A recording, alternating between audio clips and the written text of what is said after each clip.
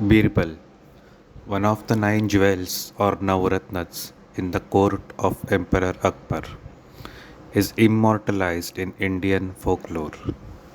His wit and intelligence are legendary, and there would hardly be a soul in India unfamiliar with his tales. However, the local folk stories about Birbal emerged in the 19th century, nearly 300 years after his death. But how did Birbal die? Very few people in India know the real story beyond the folklore. Let us delve into the life of Birbal and the circumstances surrounding his death. Birbal was born as Mahesh Das in a village called Khokhara in present day Madhya Pradesh. He was well versed in Sanskrit, Hindi, Persian, and the local Braj language. Before joining Akbar's court, Birbal served in the Rajput court of Raja Ramchandra of Rewa under the name Brahmakavi. His economic status improved after marrying a woman from a wealthy family, which provided him the means to rise in stature. The exact details of when Birbal joined Akbar's court remain unknown, but historians estimate that he arrived between 1556 and 1562. Birbal's quick wit and sharp intellect soon gained him prominence in Akbar's court, leading the emperor to grant him the title of Raja Birbal.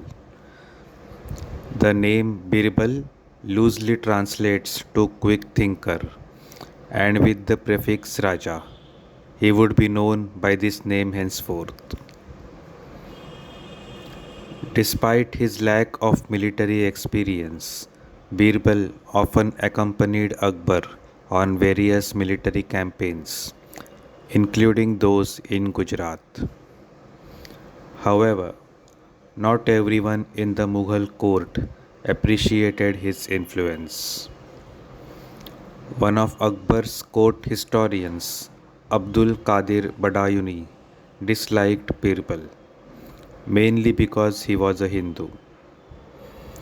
Badayuni even referred to him with contempt, calling him a bastard, and writing about how Birbal was unfairly favored by Akbar.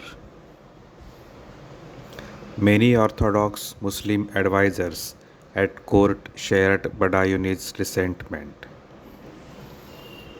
Now, let us explore the events leading to Birbal's death.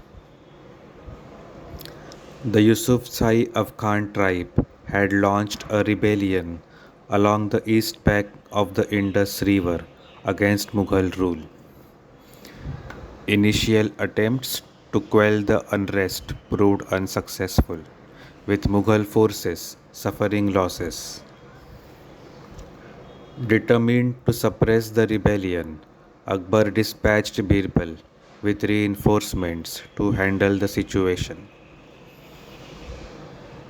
However, the Afghans had prepared an ambush in the hills near Malandari Pass in present day Puner, Pakistan.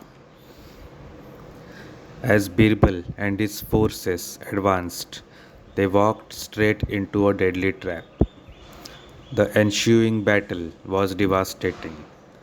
The Afghans, having the advantage of terrain and strategic positioning, decimated the Mughal forces. In the massacre, Birbal and over 8,000 soldiers were killed. The loss of Birbal deeply affected Akbar.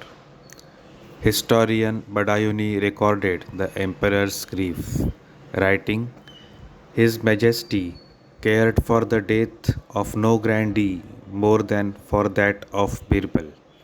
He said, Alas, they could not even get his body out of the pass.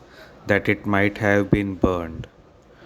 But at last he consoled himself with the thought that Birbal was now free and independent of all earthly fetters, and as the rays of the sun were sufficient for him, there was no necessity that he should be cleansed by fire. And thus, one of India's most iconic historical figures met his tragic end. Though his death was a great loss to Akbar and the Mughal Empire, Birbal's legacy lived on. Centuries later, his name remains synonymous with wisdom and wit, cementing his place in Indian history and folklore.